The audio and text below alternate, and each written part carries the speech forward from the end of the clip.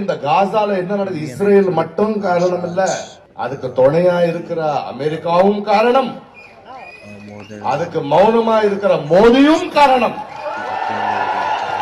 அதை எதிர்த்து பேசாத ஒவ்வொரு மனிதனும் காரணம். எல்லாம் கலைஞர்கள் எங்கடா வர்றீங்க? ஒரு அநியாயத்துக்கு எதிராக பேசுறது அரசியல் என்றால் நாங்க அரசியல் தான் பேசுவோம். ஒரு கவிதை இருக்கு, இந்த போர் இருக்கு இல்லையா,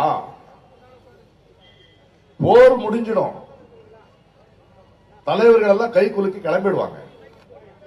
ஆனா உண்மை என்னன்னா, அங்க ஒரு கிழவி தன் மகனுக்காக காத்திருப்பா, ஒரு பெண் தன் புருஷனுக்காக காத்திருப்பா, குழந்தைங்க அவங்க அப்பாவுக்காக காத்திருப்பாங்க. இந்த நாட இந்த மண்ணை வித்தது யாருன்னு எங்களுக்கு தெரியாது, ஆனா அதோட விலை கொடுத்தது யாருன்னு எங்களுக்கு தெரியும். நாங்க மௌனமா இருந்தா இதுதான் நடக்கும். இதே ஏன் பேசுறீங்க கலைஞர்கள் கேட்கிறாங்கல்ல, அவங்களுக்கு ஒரு பதில் இருக்காரு. அங்கேயும் அங்கதான் சொல்றான் ஒருத்தன் கவிஞன்,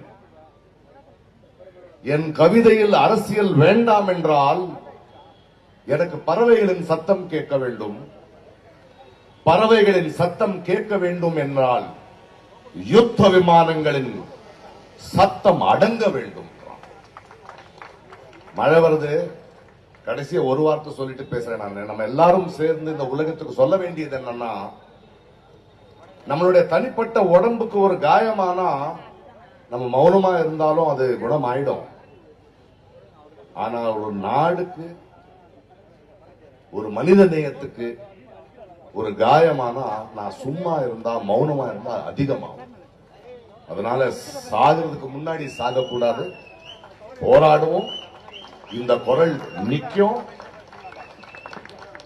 இதுக்கு இந்த காசால என்ன நடக்குது? இஸ்ரேல் மட்டும் காரணம் இல்ல, அதுக்கு துணையா இருக்கிற அமெரிக்காவும் காரணம், அதுக்கு மௌனமா இருக்கிற மோடியும் காரணம், அதை எதிர்த்து பேசாத ஒவ்வொரு மனிதனும் காரணம். நன்றி, வணக்கம்.